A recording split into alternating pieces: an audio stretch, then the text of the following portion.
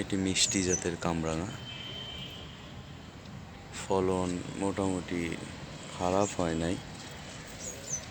এটা মরিচ গাছে চারা লাগিয়েছে, তার মধ্যে মরিচ হওয়া শুরু হয়েছে কেবলই। এটা বেগুনের চারা। বেগুন গাছে অলরেডি আমি বেগুন বলেন, সবজি বলেন, যে কোনো সবজি আমি ছোট ছোট ব্যাগ বা 8 লিটারের তেলের জারে করে থাকি।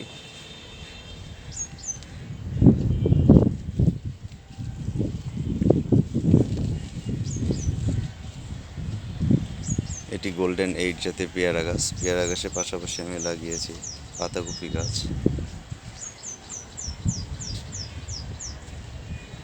এটা বল সুন্দরী কুল। এটা গত বছরের কুল গাছ, বড়ই গাছ, আপেল কুল। এটার ফলন মোটামুটি খারাপ না। গত বছরের গাছটি থেকে আমি অনেক বড়ই পেয়েছি। গাছটি পরিণত হলে এবং গাছে বড়ই যখন পরিপূর্ণ হবে তখন আপনাকে নেট দিয়ে গাছটি ঢেকে রাখতে হবে, নাহলে পাখির আক্রমণে আপনি বড়ই পাকাতে পারবেন না।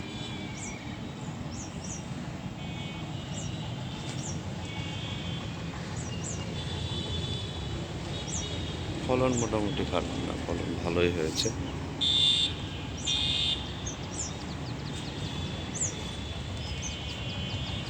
এটি চায়না জাতের কমলা গাছ, চায়না জাতের কমলা। এটি ছাতকি কমলা। এর পাশাপাশি আমি লাগিয়েছি টমেটোর চারা। এটা চেরি টমেটো। এটা চেরি টমেটো। এটা ডালিম, দেশি ডালিম। এখানে সবজি হিসাবে ব্যাগে আমি লাগিয়েছি হচ্ছে ব্রোকলি গাছ। এটা ব্রোকলি। মাশাআল্লাহ, ব্রোকলি ফলন আল্লাহর রহমতে খারাপ হয় নাই। দেখা যাক কেমন হয়। গাছ তো খুবই তরতাজা হয়েছে।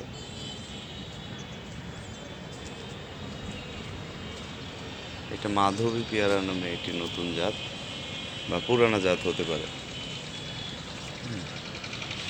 গাছটি লাগিয়েছি 5 মাস হলো, অলরেডি পেয়ারা ধরা শুরু হয়েছে।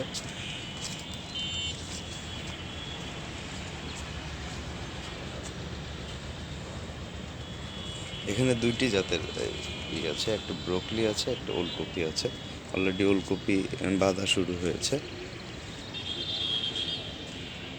এর পাশাপাশি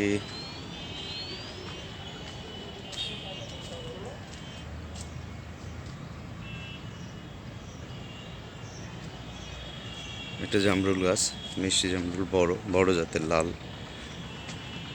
এটি পেয়ারা গাছ, থাই 7 জাতের পেয়ারা গাছ। পেয়ারা গাছটা আমি বেন্ড করে দিয়েছি, আপনারা দেখতে পাচ্ছেন। বেন্ড করে দিলে এই গাছটিতে পেয়ারা ধরবে।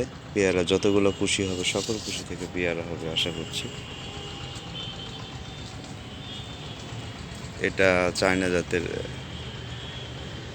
সুগন্ধি লেবু, চায়না লেবু। এটি আখ গাছ। দেখছেন চায়না জাতের লেবুটিতে প্রচুর লেবু হয়ে থাকে, প্রচুর। একদিক থেকে লেবু হয় আর একদিক থেকে ফুল হয়। এটা বাড়ি 4 জাতের